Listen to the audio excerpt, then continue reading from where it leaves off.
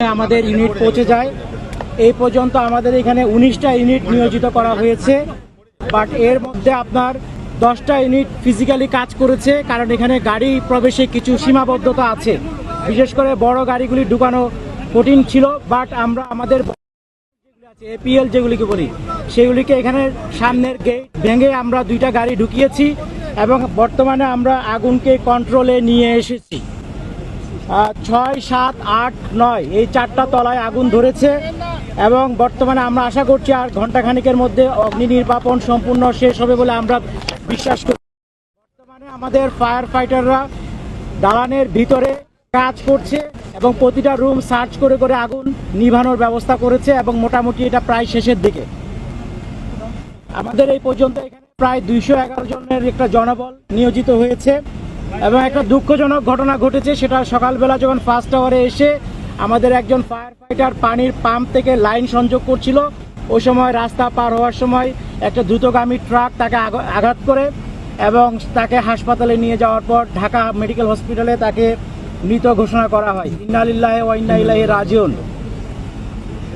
আর এখন পর্যন্ত আমাদের যতটুকু জানতে পেরেছি, এই ভবনে আভ্যন্তরীণ সম্পদ বিভাগ, আর্থিক প্রতিষ্ঠান বিভাগ, ডাক টেলিযোগাযোগ তথ্য প্রযুক্তি, শ্রম ও কর্মসংস্থান, যুব ও ক্রীড়া, স্থানীয় সরকার, পল্লী উন্নয়ন ও সমবায়, সড়ক পরিবহন সেতু বিভাগ।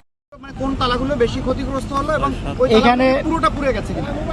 পুরাটা পুড়ে গেছে কিনা আমাদের একটু পরে বলতে পারবো, বাট আমাদের বেশিরভাগই ক্ষতিগ্রস্ত হয়েছে। 6, 7, 8, 9ও আমাদের এখন কাজ চলছে। ফাইনাল কারণ আমরা এখনো বের করতে পারি নাই।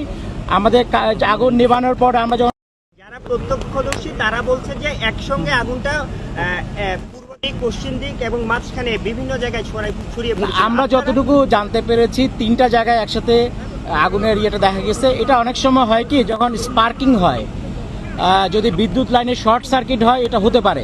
তবে আমরা এটা এখন কনফার্ম বলবো না যতক্ষণ পর্যন্ত না আমরা তদন্ত করে শেষ করছি। বাট এটা হতে পারে, এটা অবশ্যই হয়েছে, এটা আমরা বলবো না। বাট এটা যদি শর্ট সার্কিটের বিষয় থেকে থাকে এবং একই লাইনে হয়ে থাকে তাহলে এটা হতে পারে। আপনারা কি ওখানে ভিতরে কাউকে পেয়েছেন? না, এখন পর্যন্ত শুধু একটা হতাহতের ঘটনা আপনাকে বলেছি যে সকালবেলা দুঃখজনকভাবে আমাদের একজন ভিতরে এখন পর্যন্ত আমরা পাই। জি জি জি, ওটা আমাদের ফায়ার ফাইটার, ও পা কেটে গেছিল, ওটা সিরিয়াস কিছু না। আর ট্রাক চালক কি ধরা হয়েছে নাকি? হ্যাঁ, এটা হয়েছে। আমরা আশা করছি আর কিছুক্ষণ পরে আপনাদেরকে ডিটেলস বলতে পারবো। বাট আমাদের যেহেতু এটা রাতের বেলা ছিল, আশা করি ওখানে ভিতরে কেউ ছিল না। আমরা সার্চ করার পরে ফাইনালি বলতে পারবো কোনো হতাহত কেউ হয়েছে কিনা। বাট এখন পর্যন্ত আপনাকে একজন শুধু ফায়ার ফাইটারের কথা